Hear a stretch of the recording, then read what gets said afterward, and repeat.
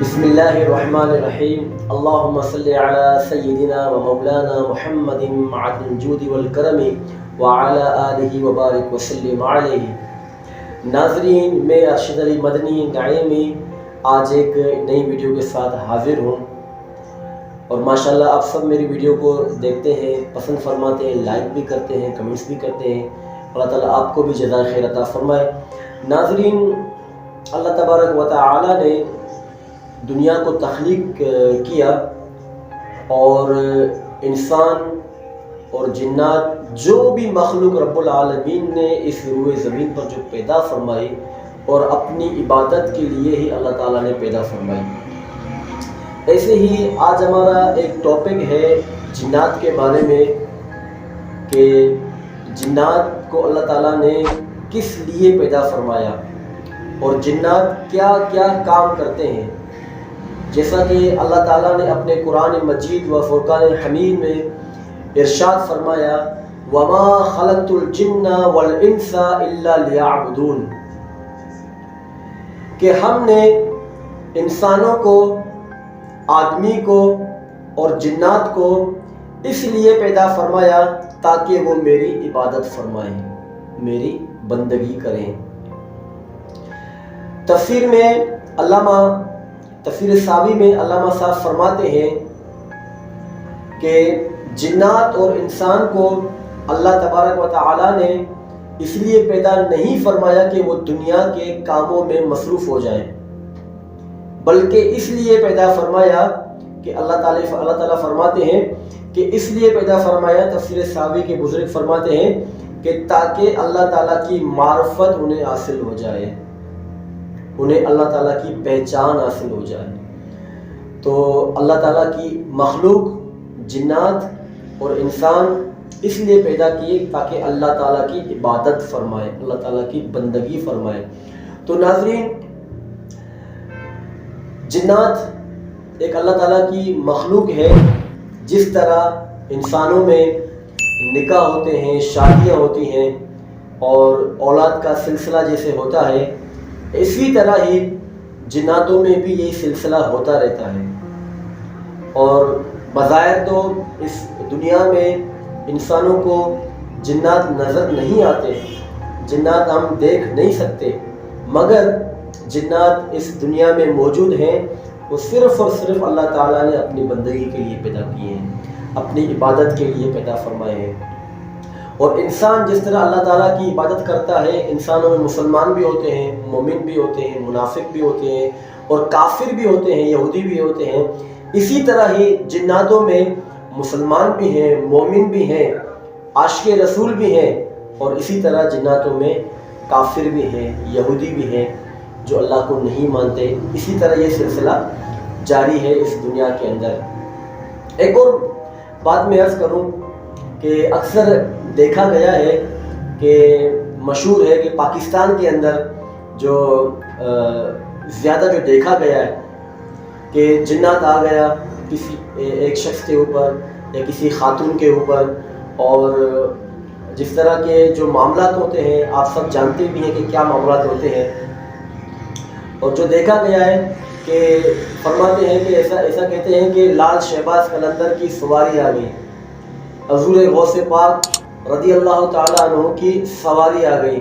تو جب ان سے پوچھا جاتا ہے کہ آپ کیا چاہتے ہیں، جب خاتون پر آ جائے یا مرد پر آ جائے تو آپ کیا چاہتے ہیں، تو وہ کہتے ہیں کہ ہم لال شہباز قلندر ہیں، استغفر اللہ، ہم غوث پاک ہیں، استغفر اللہ۔ تو ناظرین، یہ صرف اور صرف ایک جہالت ہے، صرف اور صرف ایک جہالت ہے جو ہمارے یعنی جو قومی حضرات ہیں ان کے اندر پائی گئی ہے، اور بہت زیادہ اکثریت کے ساتھ ہے کہ دیکھیں اللہ تعالیٰ نے جنات کو کس لیے پیدا فرمایا، وَمَا خَلَقْتُ الْجِنَّ وَالْإِنسَ إِلَّا لِيَعْبُدُونَ، تاکہ وہ اللہ کی عبادت کریں۔ جی ناظرین، میں عرض کر رہا تھا، بتا رہا تھا کہ جنات کو اللہ تبارک و تعالیٰ نے اور انسانوں کو اپنی عبادت کے لیے، اپنی ریاضت کے لیے پیدا فرمایا ہے۔ اور جس طرح انسانوں کو اللہ تبارک و تعالیٰ نے مٹی سے پیدا فرمایا، اسی طرح جنات کو آگ سے پیدا فرمایا ہے۔ اور میں جو عرض کر رہا تھا کہ فلاں کی سواری آ گئی، لال شہباز قلندر کی سواری آ گئی، غوث پاک کی سواری آ گئی. تو اس طرح اولیاء اللہ جو ہیں ان کی طرف کسی چیز کو منسوخ کرنا. اور دیکھیں ناظرین، بات سمجھنے والی ہے. دنیا میں جو اولیاء کرام ہوتے ہیں، جو اللہ کے ولی ہوتے ہیں، جس طرح غوث پاک رحمۃ اللہ تعالیٰ علیہ کی سیرت مبارکہ سے ثابت ہے، لال شہباز قلندر کی رحمۃ اللہ تعالیٰ کی سیرت سے ثابت ہے کہ انہوں نے دنیا میں عورتوں سے، خاتون سے، نامحرم سے پردہ کیا. ایسا ہی ہے. تو آپ خود سوچیں، جو اللہ کے جو ولی ہیں، دنیا سے جب ان کا ظاہری وصال ہو گیا، دنیا سے جب وہ رخصت ہو گئے، تو دنیا سے چلے جانے کے بعد تو وہ کس طرح کسی خاتون میں آ جائے یا کسی ایسے فعل میں مبتلا ہو، ایسا کبھی نہیں ہو سکتا.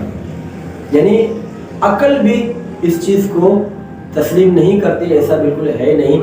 تو لہٰذا جو اللہ کے ولی ہیں ان کی طرف کسی چیز کو منسوخ کرنا یہ ناجائز ہے، اس طرح نہیں کرنا چاہیے. ہاں، کسی کو اگر جنات آتا ہے تو دیکھیں، میں نے پہلے عرض کیا تھا کہ جنات میں مسلمان بھی ہیں، کافر بھی ہیں، منافق بھی ہیں. تمام معاملات جو انسانوں کے اندر ہیں، یہی معاملات جناتوں کے اندر بھی پائے جاتے ہیں. تو جس طرح کہ ہم دیکھتے ہیں کہ بھئی پاکستان میں کسی کے اوپر جن آ گیا. کبھی آپ نے یہ سنا ہے کہ ادرس جو کنٹری ہے، جو فورن جو کنٹری ہے، اوورسیز میں کسی کے اوپر جن آیا ہو یا اس طرح کے معاملات ہو؟ ایسا کبھی نہیں سنا ہوگا آپ نے، ایسا کبھی نہیں دیکھا ہوگا آپ نے. تو اللہ تعالیٰ کی بارگاہ میں دعا ہے کہ اللہ تعالیٰ ہم سب کو عقل سلیم عطا فرمائے. اللہ تعالیٰ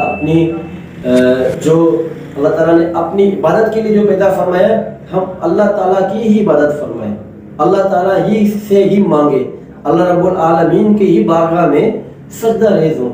اور جنات بھی اسی طرح اللہ تعالیٰ کی عبادت ہی کرتے ہیں. اللہ تبارک و تعالیٰ نے اپنے قرآن مجید میں ارشاد فرمایا. ناظرین، یہ لاسٹ بات عرض کر رہا ہوں کہ اللہ تعالیٰ نے یہ ارشاد فرمایا، وَمَا خَلَقْتُ الْجِنَّ وَالْإِنسَ إِلَّا لِيَعْبُدُونِ، کہ ہم نے انسانوں کو اور جنات کو اس لیے پیدا فرمایا تاکہ وہ عبادت کریں. کس کی؟ اللہ تعالیٰ کی عبادت کریں. تو ناظرین، اللہ تعالیٰ کی عبادت جو کرتے ہیں، جیسے جنات ہیں، انسان ہیں، انہی جناتوں میں مسلمان بھی ہیں، کافر بھی ہیں، منافق بھی ہیں. اللہ تعالیٰ نے اپنے قرآن مجید میں ارشاد فرمایا، وَمَا خَلَقْتُ الْجِنَّ وَالْإِنسَ إِلَّا لِيَعْبُدُونِ، ہم نے انسانوں کو اور جنوں کو اس لیے پیدا فرمایا تاکہ وہ میری عبادت فرمائے. اور اسی طرح جب لوگوں نے صحابہ کرام نے نبی پاک علیہ الصلوۃ والسلام کی بارگاہ میں یہ عرض کیا کہ یا رسول اللہ صلی اللہ علیہ وسلم، جنات کی غذائیں کون سی ہیں؟ جنات کون سی ہی چیزیں جنات کھاتے ہیں؟ تو نبی پاک علیہ الصلوۃ والسلام نے ارشاد فرمایا کہ جنات گوشت کی جو ہڈیاں رہ جاتی ہیں وہ ان کی غذائیں ہیں، اور جانوروں کو جو لیڈ، مینگنی وغیرہ یہ جنات کی غذائیں ہیں، اور کوئلے یہ جنات کی غذائیں ہیں. تو اللہ تعالیٰ کی بارگاہ میں دعا کہ اللہ تعالیٰ ہم سب کو عمل کرنے کی توفیق عطا فرمائے، اور نبی پاک علیہ الصلوۃ والسلام کے فرمان پر عمل کرنے کی توفیق عطا فرمائے. اور اللہ رب العالمین نے جو ارشاد فرمایا کہ اپنی بندگی کے لیے جناتوں کو پیدا فرمایا ہے، تو جنات کسی اور کام میں نہیں لگ سکتے. یہ بات واضح ہے کہ جنات کافر بھی ہیں، منافق بھی ہیں، یہودی بھی ہیں اور مسلمان بھی ہیں. اللہ تعالیٰ کی بارگاہ میں دعا ہے کہ اللہ تعالیٰ ہم سب کو عمل کرنے کی توفیق عطا فرمائے. اور ناظرین، میرے چینل کو سبسکرائب بھی کیجئے گا، لائک بھی کیجئے گا، کمنٹس بھی کیجئے گا، اور اپنے جو تاثرات ہیں وہ ضرور کمنٹس میں آپ دیجئے گا. جزاک اللہ خیرا واحسن الجزاء. السلام علیکم ورحمۃ اللہ وبرکاتہ. اس کرم کا کروں شکر کیسے ادا، اس کرم کا کروں شکر کیسے ادا جو کرم مجھ پہ میرے نبی کر دیا. میں سجاتا تھا سرکار کی محفلیں